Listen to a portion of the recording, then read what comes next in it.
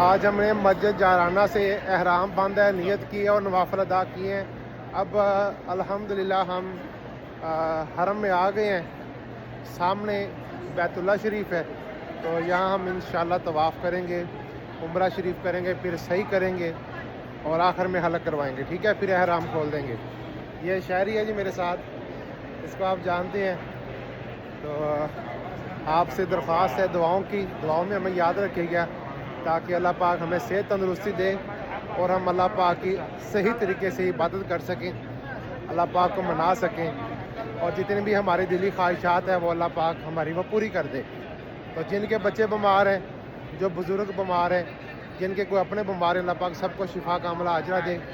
جو اولاد کی نعمت سے محروم ہیں، اللہ پاک سائلہ نیک اولاد عطا دے۔